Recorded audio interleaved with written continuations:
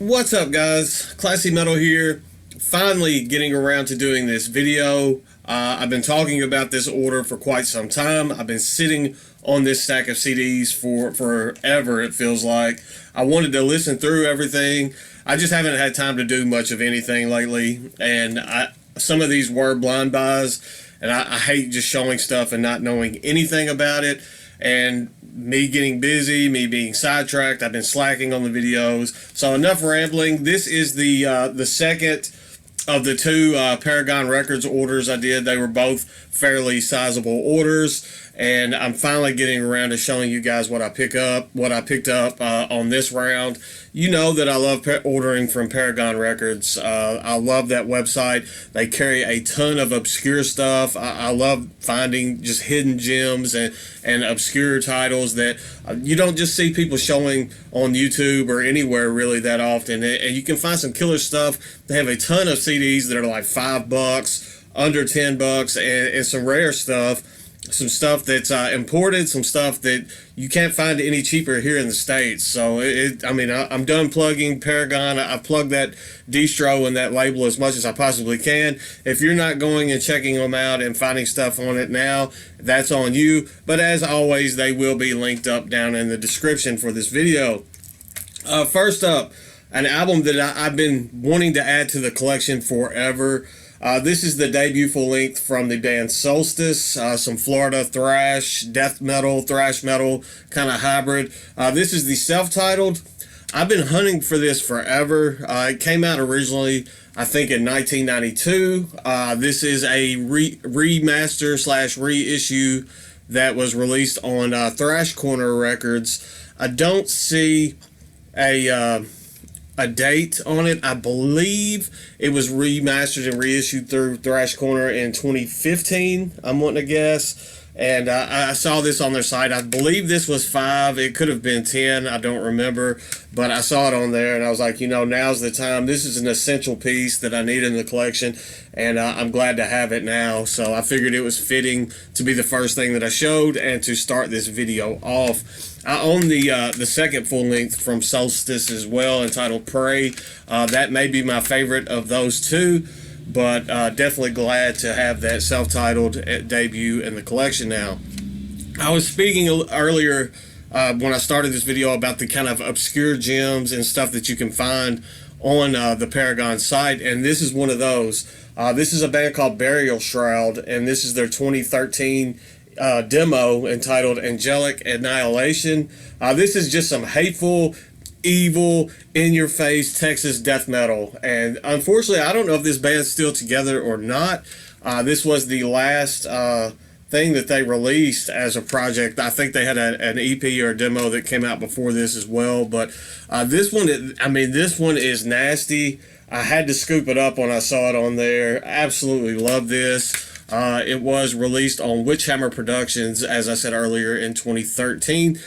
Showing you how times have changed. A demo on CD that is numbered to 1,000. This is number 526. If you print 1,000 CDs of anything now, especially underground death metal, you're never getting rid of that stock. So it's crazy how much things have changed in as little, I guess, in 10 years. I mean, 10 years is a long time, but it doesn't feel like it.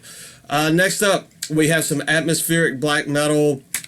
I believe this band is out of Venezuela. It definitely has a South American flair and feel going on through this. This is a band called Roraima, and the name of the album is just entitled WR. They've released a trio of albums within the last 3 years. This is the first of those. This came out in 2021. They had a couple albums prior, a few years prior, that were just instrumental atmospheric black metal releases, but with the 3 releases that they put out in succession over the last few years, they incorporated vocals into it. Seems like they've made a huge step forward, not just because they brought vocals into the music, but just with the progression of the sound of the band. It feels like a giant step forward to me in the 3 albums that are kind of like the latter era of this band, or current era. They've kind of developed a more folkier sound, nature-driven, atmospheric black metal. Very good stuff here, and I do like this one quite a bit. Next up, we have some symphonic black and death metal. I was actually listening to this one a little bit earlier today. This is a band called Serpent Sermon. This is their debut full length, I believe.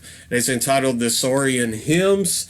Good stuff here. I really dig this. It was released through Sound Age Productions. Not super familiar with that label, but if they have more stuff like Serpent Sermon on their roster, I definitely need to look into that. Unfortunately, that truck that just went by was very loud. Unfortunately, the artwork on this is very dark, so the kind of skull panel I have going on the wall behind it is going to reflect off of it pretty bad. So you're probably not going to get a good look at the actual artwork, but killer stuff. I dug this one quite a bit, and I was enjoying it listening to it again this morning, so it's definitely one that I think will stay in rotation. Next up, we have some Swedish death metal. If you follow me on socials and stuff, you know that I've been kind of chipping away at this band. They have a lot of releases out there. This is Paganizer with their Born to Murder Filth compilation, I would say. This is in an O card. I wish when labels and stuff would do O cards and the slip cases, they would change up the artwork on it a little bit, but it's just the exact same artwork that's on the jewel case. It's a compilation of Paganizer material that is found on EPs and some of their split and like bonus tracks and stuff like that. It's just listed as a compilation of rare Paganizer material. It's pretty good. I mean, it doesn't flow like an album would per se, but their songs, everything that Paganizer does, I'm finding myself to be an absolute fan of. I saw this on there for $5, and I was like, well, there's another one that I can check off on trying to pick up that discography. Next up, this is a CDR promo. It was a freebie that got thrown in. A lot of times when you do large orders, Mike at Paragon will message you and tell you to pick out a freebie or something if you want something free. He threw this one in there for me. A pretty solid slab of death metal here. This is Imposer with their EP entitled Divine Intolerance. I was playing this one not too long ago. Another plug for my socials, but I posted this on my Instagram as I was listening to it. This is a Severed Records / Butchered Records co-release, so you know that you're getting some death metal anytime you see those. As I stated, it's just a CDR that was kind of sent out as a promo, but it was some killer stuff. So there's Imposer. Next up, we have a band. Oh man, I forget where this band's from. Denmark, maybe. Could be absolutely wrong on that. This is Sylvatica with Ashes and Snow. I saw this and blind bought it just based on that artwork. I thought maybe it could be like some mellow death, possibly like some blackened mellow death. This is like folk metal, like melodic death metal / folk metal, and it is super solid. This was released in 2021 on Satanith Records and Pest Records as a kind of dual label release. And I dug this quite a bit. I think I'm going to try to seek out some more Sylvatica releases. If they sound anything like this, I think I will be pretty impressed with the rest of their material, because this one was definitely a shining spot, especially with something that was a complete blind buy. It was a little different than what I was expecting it to sound like, but in a good way, because I really dug everything that I heard on that one. Next up, a band that I am getting super into. This is their first full length, so it's kind of hard for me to say I'm getting super into. I had their 2016 EP, and I absolutely love that one. And it's been on the shelf, and I haven't thought about it just a whole lot lately, because I mean it's been out 7 years.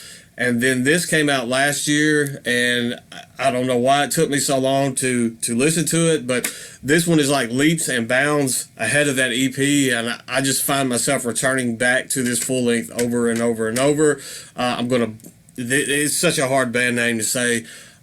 Potomophobia with Putrid Passages from Cadaveric Tales. This is a death metal band out of Mexico, and it is an awesome slab of death metal. It gets a little doomy at times, has hinges of kind of that old school death metal going on as well, and I dig it. I dig it a lot, and this is a band that I definitely want to keep my eye on.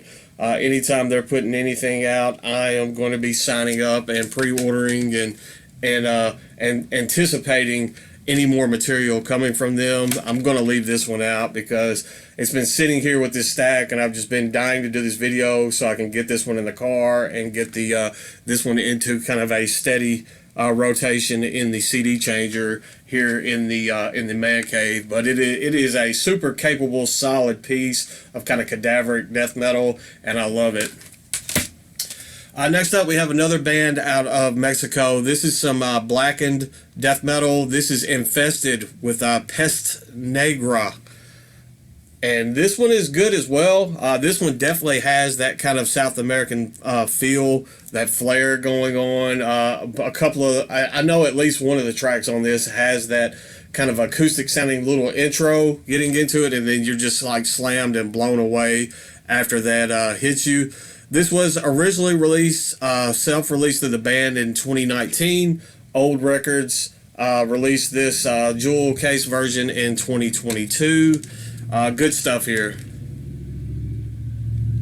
There was only one album out of this whole stack. I don't even have it anymore. That was a blind buy that I was disappointed in. So when your batting average is that high, then you definitely cannot complain, because I was super impressed with a lot of this stuff. Next up, let's see, maybe it'll tell me where this band is from because I've forgotten completely. I'm wanting to say Italy, but that doesn't sound, maybe France, now that I think about it. This is FAL Henna with Insanium Covertant. Yeah, this is the debut full length from this black metal project. Has this kind of 90s Swedish black metal feel going on with like a modern production. Pretty good stuff here as well. This was a blind buy, but that artwork is what kind of drew me in on it. I was expecting maybe something like depressive black metal, possibly even atmospheric with that artwork, and for some reason this jewel case is a monster to try to get open. I have trouble every time that I open this one up, but there's the inside. Not much to see in there, so I just kind of struggled through that for nothing. It has the OBI strip. I kind of keep that stuff with it. That's why it was still in the plastic when I saw it, when I first pulled it out to show you guys, and I just dropped that OBI strip in the floor. But good slab of black metal there. As I said, it has that kind of 90s Swedish black metal, but it has, like, on the production wise, it has a very modern feel to it. Next up, we have some groovy, brutal death metal. This is Flesh Gore with Domain of Death. This is an EP that came out, I'm thinking, around 2015, maybe a little bit after that. As far as Flesh Gore goes, I enjoy pretty much all of their material, but this is my favorite, even though it's just an EP. It's a super solid EP.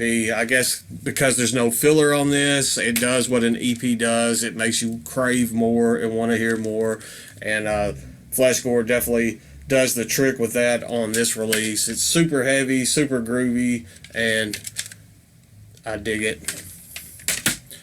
Next up, I believe this is the band out of France. I really don't remember where FAL Henna was from. This is Daughters of Sophia with 20.0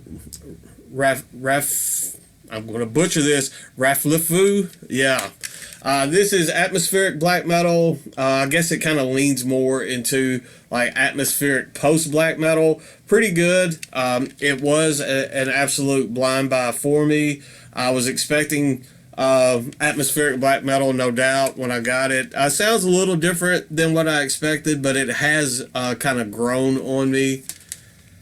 I knew that one of these releases was out of France for sure, and I'm pretty positive it's this one now that I'm actually looking at the case and everything. But good stuff. Little different than what you would expect. I think it almost has like a doomy look between the logo and the artwork as well. But it definitely leans into like a atmospheric post, I guess, an atmospheric post black metal realm. But pretty good stuff there.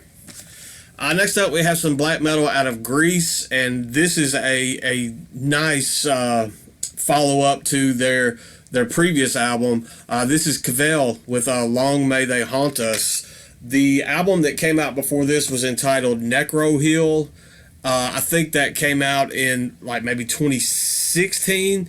This followed suit in 2018, and it's kind of a continuation of just that death, darkness-driven black metal that was present on Necrohill. I think Necrohill is my favorite release from this band, but this is definitely a solid follow-up to that. It just feels like a continuation from Necrohill, so you can't go wrong with that, and I definitely recommend this band if you have not checked them out. Definitely has that Greek sound going on in their style of black metal, but dig it quite a bit. Next up, we have a band out of the Ukraine. This is a one woman project out of the Ukraine. One woman black metal, kind of in the vein of maybe Holder or even Merkur. If you're into bands like that, you might want to check this out. It's very very seductive sounding black metal. Aesir, I believe is how you pronounce that. Aesir, perhaps, with the Mystic Fields EP. This was released, it hasn't been out long, maybe last year or year before. It possibly came out early this year. I don't know. I'm not seeing a date. I know it hasn't been out just too terribly long. I'm thinking maybe last year. This is another one that the slipcase, it's in this weird slipcase that stands up like that, but I don't know if there was like sex magic that gets performed on these albums or these releases from her or not, or maybe I'm just a degenerate and a simp. It has a poster in there as well. I'm not gonna break that out, but a very good EP there. I really like that. Just this seductive, mood driven black metal. Gets a little atmospheric sounding at times, but it's very almost like a cult feeling. It's hard for me to describe. It's just something that you're going to have to check out on your own if you have not done so. Then I have another release from Aesir. This is a split release that features the band Malik. This one is entitled Swamps, Among the Swamps and Darkness. Very fitting name for this split, because Malik has this nature-driven feel behind their style of black metal, and Aesir has this just dark feel, dark, moody feeling behind her music. So the name of the split works perfectly. There's the artwork. I love this kind of medieval feel to the artworks as well. Both of these were released on Old Metal Rights Records out of Brazil. There we go. There's the artwork again on the case. There's the back. There you have Malik on the right and Aesir on the left. And it's a good split. I enjoyed both projects' contributions to this were very good, and they just kind of played off of each other well. So it was a very well put together and structured split on this. So usually not the biggest fan of splits, and you guys know that, but I did like that one. And then last but not least, we have a death metal band out of here in the U.S. that I've been getting into quite a bit as of late. This is VHS, Violent Homicidal Slasher, with their debut full-length entitled Screaming Mad Gore. I saw this one on there. They had it for $5, and I was like, yeah, I want to get my hands on that. I really started getting into this band last year. Their full-length, it was on my end-of-the-year list. Last year, they released Quest for the Mighty Rift this year, and that's also a super solid release as well, and there's just something to be said. They change up the sound a little bit, or I guess even the theme a little bit for each of their full lengths. Everything's a little bit different, and I can appreciate that because the music that they provide on each of these full lengths is just consistent, well performed death metal, and I'm slowly chipping away at their discography as well now. So this is the third release from them that I have. This was released on Splatter Zombie Records, and they just have this old school, I mean, with the name like VHS, it works. They just have this old school horror vibe going on with a lot of their stuff. So good stuff there. I'm glad I finally got around to showing you guys this. Go check out Paragon Records. It's linked up down there below, just right down there. There goes the truck. They're going to check out Paragon Records as well. But I find all kinds of stuff. They've been breaking my wallet for quite some time now, and it's all Brian Arkham's fault because he was the very first one long ago that introduced me to Paragon. So I have to spread the love and spread the brokenness that my wallet feels from that label and distro. So go check them out. I know that you'll find something there that you like. I'll be back hopefully in the morning with the CD collection, getting back on that, moving through that. And I say this every time I do a video, I am going to try to get caught up and start doing some more content. I know I've been slacking a lot lately, but I've just been tired, and the heat and work and everything just has not been cooperating with me getting videos done. So hopefully I'll get back on track. But if nothing else, you got some stuff to check out here. I know some of this was new to me going into this order, so I know some of this may be new to you, and hopefully you'll find something that you like through this as well. That's all I've got for today. I'll see you guys very soon. Stay classy, stay metal, all that good stuff, and I'll be back in the morning.